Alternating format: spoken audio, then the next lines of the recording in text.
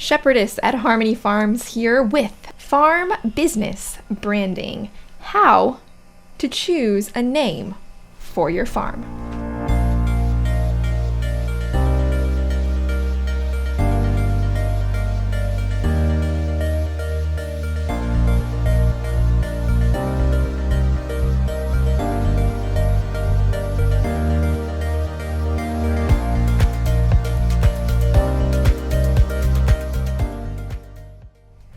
I've had the question come through, how do I choose a farm name? What are my options? What goes into it?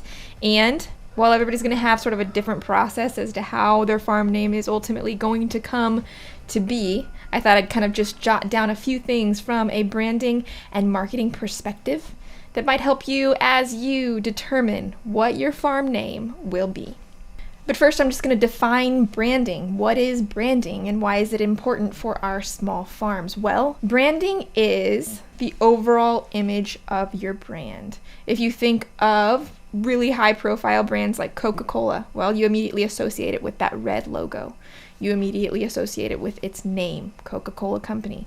So when you have a farm, you want to do the same things in creating and choosing names and creating a brand image through things like logos and the usage of specific colors on a consistent basis so that you can begin to embed your farm brand into the mind of the consumer. And so when they see the colors that you have chosen, the name and the slogan that you put forth constantly, they become familiar and they build that relationship and they ultimately become your customer because they trust you. Creative.com tells us that the purpose of branding and marketing is to establish trust within your consumers and create loyalty.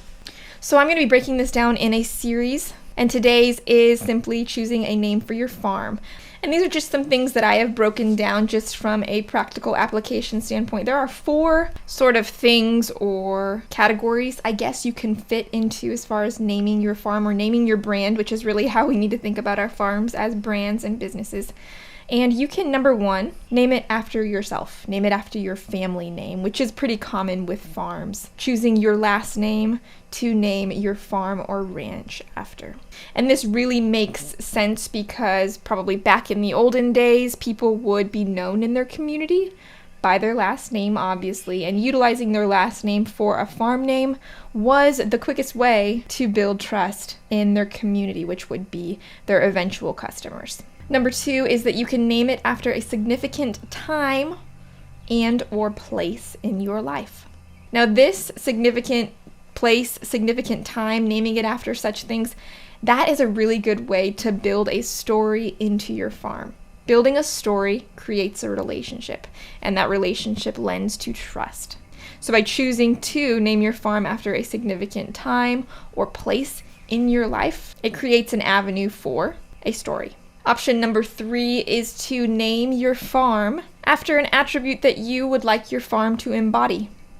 This is kind of one of the ways that I have gone with Harmony Farms. Harmony, essentially all of these elements harmonizing together to create a farm, to create a diverse array of products to sell. There's more to the Harmony Farms label than that, but Harmony Farms is an example of choosing an attribute to tie to your farm, to create that story, to create that trust, to move into your marketing. Option number 4 that I'm going to present to you today is just go full-on memorable, full-on humorous. There is a farm. I heard the name once and I never forgot it. It is Singing Frogs Farm, and I believe they sell specialty flowers. And I heard that name once, Singing Frogs Farm. It's stuck in my head. So when you're choosing a farm name, you don't have to go sentimental. You don't have to go family name. You could just choose something really memorable, and that becomes marketing in and of itself. So there you have it. There are 4 options from my perspective as to how you can choose a farm name. Now let me take it down to kind of a personal level as far as myself and my farm and my brand. So my brand is the Shepherdess at Harmony Farms. Now this is a hybrid because it is both a personal brand as well as a farm. And I have hybridized my farm name to maximize marketing potential. In marketing, you want to create something memorable. You want to create something somewhat unique. And by hybridizing my farm name, the Shepherdess at Harmony Farms, I'm creating not only a persona for people to remember, for people to follow and build that trust, but I'm also tying it to my farm name, which is Harmony Farms, which embodies more than sheep. We've got beef cattle, we've got chickens, and so that creates an open platform for multiple products. Nevertheless, my primary enterprise remains a focus by hybridizing that name with the Shepherdess. So I hope that helps. I hope that doesn't make it more confusing than it was to start with. But in summary, you can name your farm after yourself. You can name your farm after a memorable place and a memorable time in your life. You can name your farm after an attribute that you want your farm to embody. Or you can just name your farm something flat out funny. And I've seen that work, and it's very marketable. So I hope this helped you out, but let's remember the main thing. And that is, when you are marketing, consistency is key. At the end of the day, do not let this farm name thing be a speed bump or a roadblock. Let's think of some other well-known brands, well-known products that have names that don't make any sense at all. Just to illustrate the fact that choosing a name and remaining consistent is some of the most powerful marketing. Okay, Tic Tacs. Tic Tacs. Everybody knows what a Tic Tac is, but why in the world did they choose Tic Tac for a breath mint candy, okay? Apple Computers.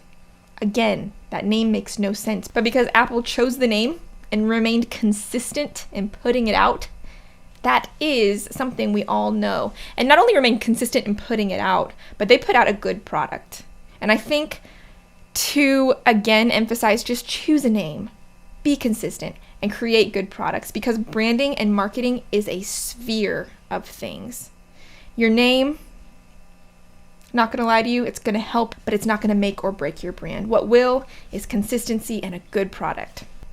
If you guys enjoyed this episode, found it valuable, and enjoyed the marketing content in here, please consider checking out the Shepherdess podcast in iTunes and Spotify. Also, I have a Farm on the Web workshop that I host, once a month live workshop, which is 30 minutes of intensive tutorials on how to get your farm business on the internet, followed by 30 minutes of live chat.